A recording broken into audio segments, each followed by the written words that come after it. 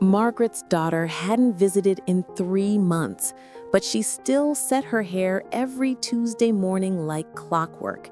The other residents at Sunset Manor thought she was losing her mind, but Margaret knew better. She was losing something far more precious than that. The breakfast tray set untouched on her nightstand again. How do you explain to someone that food tastes like cardboard when your heart is breaking? Margaret stared at the scrambled eggs, remembering how Sarah used to love them when she was little, back when Margaret was mommy, not just another obligation on someone's calendar. "Mrs. Henderson, you need to eat something," Nancy, the kind-hearted nurse, said as she entered the room. But Margaret just turned toward the window, watching the parking lot like she did every day, hoping to see that familiar silver sedan pull up. The silence stretched between them until Nancy quietly left the tray and walked away. Margaret heard the soft click of the door, and with it, another piece of her world grew smaller.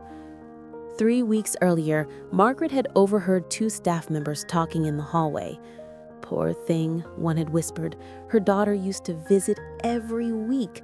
Now, nothing, not even a phone call." The words had hit Margaret like a physical blow, confirming what she'd been desperately trying to deny. She wasn't just forgotten, she was abandoned. But here's where the story gets really heartbreaking. Margaret began creating elaborate explanations for Sarah's absence. Work projects, sick kids, car troubles, anything but the truth that was slowly eating away at her sanity. She told the other residents about Sarah's important business trips and how busy young mothers simply couldn't visit as often. The lies became her lifeline, and that's when the real psychological damage began. Margaret started talking to herself, practicing conversations she'd have with Sarah when she finally came. She'd ask about the grandchildren, praise Sarah's career success, and carefully avoid mentioning how the loneliness was consuming her from the inside out. These imaginary conversations became more real to her than actual interactions with the staff and the other residents. Dr. Rodriguez, the facility's physician, noticed the changes during Margaret's monthly checkup. Her blood pressure was elevated, she'd lost 12 pounds, and her responses seemed disconnected from reality. But Margaret insisted everything was fine. Sarah would be coming soon. She was just busy. The breaking point came on a Thursday afternoon in October. Margaret was sitting in the common room when she saw a young woman with dark hair walking through the lobby. For a split second, her heart soared. "Sarah!" she called out, struggling to stand from her wheelchair. But as the woman turned, Margaret's world collapsed. It wasn't her daughter. It was just another visitor for someone else. The other residents watched as Margaret broke down completely. 40 years of being a devoted mother, of sacrificing her own dreams for her family, of giving everything she had to raise her children. And this was how it ended? Forgotten in a sterile room, surrounded by strangers, while her own flesh and blood lived their life as if she'd never existed? That night, Margaret stopped getting dressed. She stopped doing her hair. She stopped pretending that everything was okay. The woman who had once been the heart of her family became a ghost of herself, existing in a liminal space between hope and despair. The nursing staff grew increasingly concerned.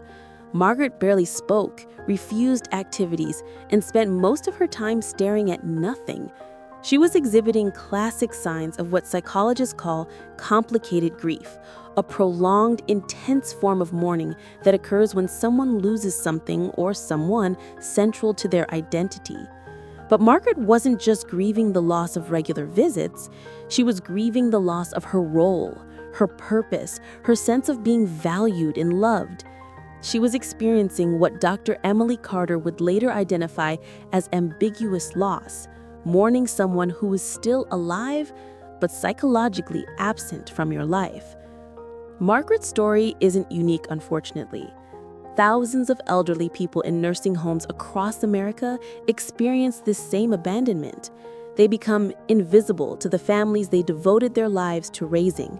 The psychological impact is devastating, and often leads to rapid physical and mental decline.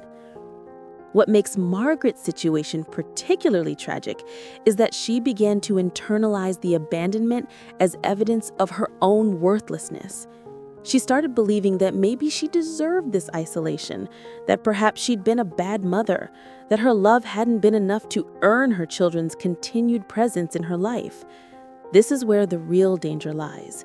When abandonment becomes self-blame, it creates a vicious cycle of depression, anxiety, and deteriorating self-worth that can be incredibly difficult to break. Margaret's turning point came in an unexpected way. During one of her darkest moments, she struck up a conversation with her roommate, Elena, who had been silently observing Margaret's decline. Elena, a former social worker, recognized the signs and began gently challenging Margaret's narrative about deserving abandonment. "You know what I think?" Elena said one evening as they both lay in their beds staring at the ceiling. "I think your daughter's dealing with her own stuff. Maybe she's scared. Maybe seeing you here reminds her of her own mortality. Maybe she loves you so much that watching you age is breaking her heart." Elena's words planted a seed that would eventually grow into Margaret's healing journey. She began to consider that Sarah's absence might not be about Margaret's worth as a mother, but about Sarah's inability to cope with the reality of aging and loss. This shifting in perspective didn't happen overnight, and it didn't magically solve everything. But it opened the door for Margaret to start processing her abandonment in a healthier way. She began to separate her identity as a person from her daughter's choices and limitations. When Margaret finally decided to seek help from the facility's therapist, Dr. Emily Carter, she was ready to begin the real work of healing. Dr. Carter recognized immediately that Margaret was dealing with multiple layers of trauma: the loss of independence, the grief of aging, and the profound wound of familial abandonment. Dr. Carter explained to Margaret that abandonment trauma often triggers our deepest fears about being unlovable or unworthy. The way your daughter is handling this situation says nothing about your value as a person or as a mother, she told Margaret during their first session. It says everything about her own emotional limitations and coping mechanisms. Together, they worked on helping Margaret rebuild her sense of self-worth, independent of external validation. They explored Margaret's long history of defining herself through her relationships with others, particularly her children, and began the process of helping her discover who she was as an individual. Dr. Carter also helped Margaret understand that her daughter's abandonment, while deeply painful, didn't negate the decades of love and sacrifice Margaret had provided. "You were a good mother," Dr. Carter reminded her. "Your daughter's current inability to be a good daughter doesn't change that truth." The therapy sessions weren't magic. Margaret still had bad days. She still felt the sting of abandonment and the weight of loneliness. But she began to develop healthier coping mechanisms. She started participating in facility activities again, formed genuine friendships with other residents, and most importantly, began to see herself as valuable, regardless of who was or wasn't visiting her.